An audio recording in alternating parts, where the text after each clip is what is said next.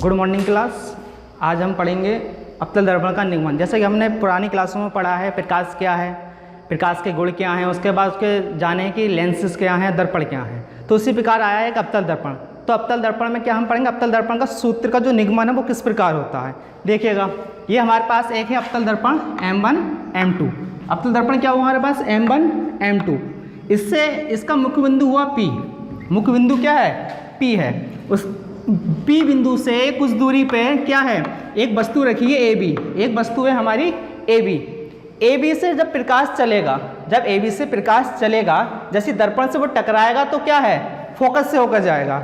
जब भी प्रकाश क्या है, फोकस से होकर जाएगा। मुख्य अक्ष के समांतर आने वाली किरणें फोकस से होकर जाती हैं, ये हमने पढ़ा है।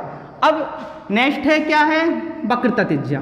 अब जो प्रकाश की किरण है दूसरी, वो क्या हो जाएगी, वक्रता त्रिज्या से चलेगी। जैसे टकराएगी तो वो जैसे ही, ये नियम हमने पढ़ा है कि वक्रता त्रिज्या से जाने वाली प्रकाश किरण परावर्तन के पश्चात पुनः वापस क्या होगी, वक्रता त्रिज्या वाले मार्ग पे वापस हो जाएगी। आइए अब इसके निगमन का हम देखते हैं कैसे इसका निगमन होता है। माना एक उत्तल दर्पण M1 M2 है, जैसे बताया एक उत्तल दर्पण M1 M2 है। उसमें मुख्य बिंदु उसका P, मुख्य बिंदु P है, फोकस दूरी F, फोकस दूरी F है, तथा वक्रता त्रिज्या C, तो वक्रता त्रिज्या C है। अब क्या है, त्रिभुज ABC तथा त्रिभुज A'BC में, त्रिभुज ABC, त्रिभुज ABC तथा त्रिभुज A'BC, ये जो इमेज बन रही है इसकी वस्तु की इमेज क्या बन रही है, ये। तो इसमें देखते हैं हम क्या हुआ, कोण BAC, कोण BAC, कोण BAC बराबर किसके होगा, कोण BA'C। क्यों आखिर बराबर होगा, तो क्यों, हमने पढ़ा है गणित में, हम जानते हैं एकांतर कोण। एकांतर कोण में क्या होता है, जो ये कोण है ये आपस में एकांतर, मतलब इस प्रकार आप जान सकते हैं, ये क्या हुआ, एक दूसरे क्या होंगे, बराबर होंगे एकांतर कोण में। ठीक, अगला है कोण BCA बराबर कोण B'C' है। कोण BCA बराबर किसके होगा, B'Ca'। इसकी कंडीशन क्या है, आखिर बराबर क्यों होगा, इसके लिए है शीर्ष अभिमुख कोण, क्योंकि जो ये शीर्ष हैं दोनों के आपस में क्या है, बराबर। इसलिए शीर्ष अभिमुख कोण के कारण क्या हो जाएंगे, आपस में बराबर। इसीलिए तीसरा कोण हमारा बचता है ABC और A'B'C। ये भी एकांतर कोण के कारण क्या होगा, आपस में बराबर होगा। तो इस क्या हुआ, अब ये तीनों क्या हुआ, दोनों त्रिभुज, एक त्रिभुज हुआ हमारा ये ABC और दूसरा त्रिभुज हुआ A'B'C। ये क्या है, ये है समरूप। जब समरूप त्रिभुज होता है उसकी हमारे पास कंडीशंस होती है कि जो लंब बटे लंब, आधार बटे आधार। तो क्या हुआ, इसमें देखते हैं AB, जो कि इसका यहाँ लंब हुआ, लंब AB बराबर जो इसका लंब है दूसरे त्रिभुज का, AB अपॉन A'B', फिर बराबर आधार बटे आधार AC अपॉन CA'। जैसे इसमें है AB मतलब लंब बटे लंब, A' अपॉन B' बराबर CA आधार बटे दूसरे त्रिभुज का CA' आधार। ये इक्वेशन हो गई हमारी एक। उसके बाद सेम इसी प्रकार क्या हुआ इस भाग में। अब हम बात करते हैं इस त्रिभुज की। एक है ये MNF और दूसरा त्रिभुज हुआ FA'B। ये दोनों भी क्या होंगे, जिस प्रकार ये त्रिभुज आपस में समरूप हुए, इस प्रकार ये त्रिभुज आपस में क्या होंगे, समरूप होंगे। तो जो कंडीशन इसमें फॉलो हुई है वही कंडीशन इसमें भी फॉलो होंगी। ठीक उसी प्रकार क्या हुआ यहाँ पर भी वो भी बात करें हमने, लंब बटे लंब, आधार बटे आधार। तो MN जो कि उसका लंब था, MN इस त्रिभुज का लंब बटे जो ये त्रिभुज है इसका MN इसका लंब, तो आपस में लंब बटे लंब हो गया MN अपॉन A'B' बराबर आधार की बात करते हैं FN जो इसका आधार है। अब दूसरा त्रिभुज क्या है हमारे पास, ये CA', तो इसका आधार क्या हुआ CA'। तो ये हो गया FN और FA', FN अपॉन FA'। अब क्या करा, समीकरण हमारे पास इक्वेशन हो गई है दो, इक्वेशन नंबर 2।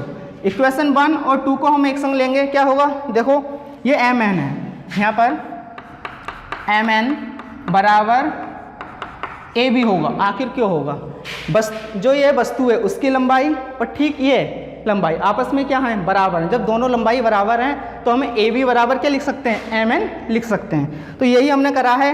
यहाँ से ए बी था, एम एन की जगह हमने ए बी लिखा, तो ए बी का मान सी A upon C A dash है, C A upon C A dash. तो बराबर क्या हुआ, इस कंडीशन में हो गया ये F N upon F A dash. मतलब समीकरण और 1 2 में आपस में तुलना करेंगे तो हम क्या पाएंगे, C A upon C A dash बराबर F N upon F N F A dash.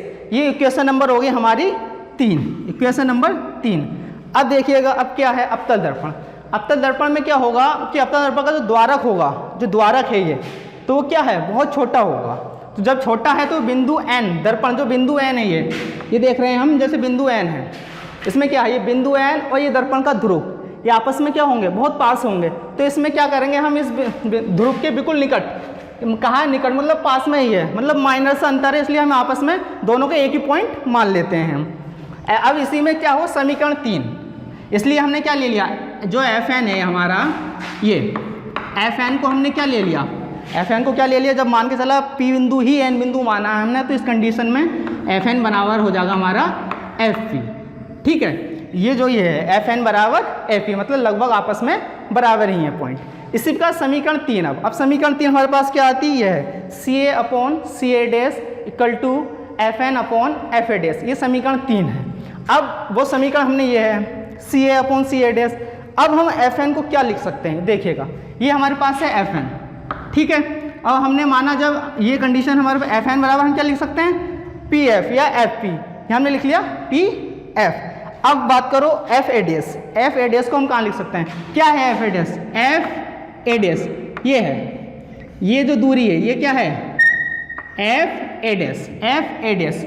अब इसे लिखने के लिए क्या करेंगे हम, ये लिखने के लिए करेंगे हम एफ ए डैश की ये जो दूरी हमें निकालनी है, तो क्या करेंगे, पी सी, पी ये यहाँ तक की हमारी जो दूरी है, ये यहाँ से ये दूरी हमें फाइंड आउट करनी है कि एफ ए डैश कितना है। तो क्या करेंगे हम, P A dash, P A dash minus P A dash minus P F, मतलब हम जो इतनी दूरी निकालनी है, हमने पहले इतनी दूरी ली, इसमें से इतनी हमने घटा दी, तो कितना बचा हमारे पास, पी ए डैश बच जाएगा। ठीक, ये है, तो P A dash minus P F हो गया। अब हम सी A upon C A dash को देखते हैं। सी ए को हम क्या लिख सकते हैं, हमारे पास दूरी है सी ए। अब इस सी ए दूरी को हम कैसे लिख सकते हैं, देखिएगा हमने क्या लिखा, पी ए, हमने क्या लिख लिया, पी ए, पी ए दूरी पूरी हो गई। हमें चाहिए कितनी, सिर्फ पी सी, हमें नहीं, सी ए जो हमें दूरी है सी ए, इस सी ए हमें दूरी चाहिए, तो पी ए में से हम पी सी माइनस कर देंगे, जो बीच की दूरी है ये हमें फाइंड आउट हो जाएगी। मतलब जब पूरी दूरी है, मान के चलिए यहाँ से यहाँ तक इतनी दूरी है, हमें सिर्फ इतनी फाइंड आउट करनी है, तो इस पूरे में से इतना सा भाग हम काट देंगे, तो ये क्या है, इतना भाग हमें बच जाएगा। तो ये हुआ P A minus P C. अब पी सी ए डैश निकालना हमें, सी A dash, C A dash, अब क्या है पी सी, पी सी और ये पी ए डैश, ये दूरी है। तो क्या कर रहे हैं, हमें सी ए डैश, हमें जो दूरी चाहिए हम पहले पी सी लेंगे, थोड़ा पी सी में से हम दूरी क्या माइनस करेंगे, P A dash, P C में से पी ए डैश माइनस करेंगे तो सी ए डैश हमारे पास बच जाएगा। अब क्या है, अवतल दर्पण में क्या होता है, अब अवतल दर्पण के लिए आप अलग अलग होता है। अवतल दर्पण में वस्तु से जो ध्रुव की दूरी है, जो हम किरण जा रही है उसके विपरीत डायरेक्शन में लेते हैं। यदि किरण इस डायरेक्शन में जा रही है, जैसे तीर लगाया, किरण इस डायरेक्शन में जा रही है, तो दूरियां वो इस डायरेक्शन में नापी जाएंगी। और जब भी ये इस साइड की दूरी क्या होंगी, निगेटिव, और इस साइड दर्पण के पार पॉजिटिव। तो हमारे पास वस्तु कहाँ रखी है, इस ओर, तो ये क्या हुआ, वस्तु से दर्पण की ध्रुव से दूरी कितनी हुई, ये इसे ले लिया यू दूरी मानते हैं वस्तु तक की।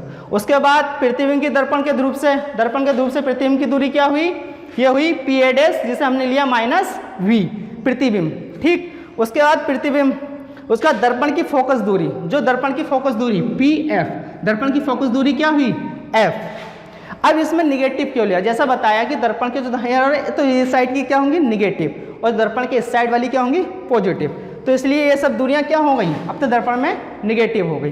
अब रहा अंतिम दर्पण की वक्रता त्रिज्या। दर्पण की वक्रता त्रिज्या कहाँ पर है, ये थी। अब ये हुआ आर माइनस आर, हम जानते हैं जो वक्रता त्रिज्या होती है वो फोकस दूरी की 2 गुनी होती है। क्या जाना, जो वक्रता त्रिज्या है फोकस दूरी की 2 गुनी, मतलब r इक्वल टू 2f। तो वही यहाँ पर हमने r की वैल्यू क्या रख दी, 2f रख दी। अब हमें क्या है, जो वैल्यू है वो हमें इसमें पुट करनी है। वैल्यू क्या है, पी ए के पास हमारे पास क्या वैल्यू है, पी ए है -u, तो हमने -u लिखा। उसके बाद माइनस सिंबल है, माइनस लगाया।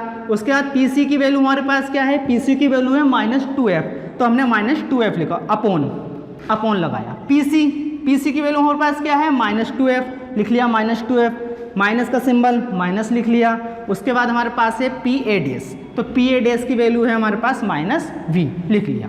इतने लिखने के बाद बराबर में क्या है, अब है पी एफ, हमारे पास क्या है पी एफ, मतलब पी एफ की दूरी कितनी है, पी एफ क्या है, फोकस दूरी कितनी है, -f लिखा। उसके बाद हमारे पास है पी अपॉन में क्या है, अपॉन पी ए डैश की वैल्यू कितनी है, -v, माइनस का सिंबल लगाया, माइनस का सिंबल है। उसके बाद पी एफ, फिर दूरी कितने की चाहिए हमें, पी एफ की दूरी क्या हुई, -f। अब आगे क्या, आगे अब क्या है, जो माइनस चिन्ह है उसके हम क्या करेंगे, अंदर इसमें गुणा कर देंगे। -u रहेगा, माइनस माइनस प्लस हो जाएगा, प्लस का 2f, अपॉन -2f ऐसे ही रहेगा। फिर माइनस माइनस क्या हो जाएगा, माइनस प्लस भी इक्वल -f, कुछ नहीं है तो -f ही रहेगा, अपॉन -v। फिर ये माइनस क्या हो जाएंगे, आपस में गुणा, तो माइनस प्लस f हो गया।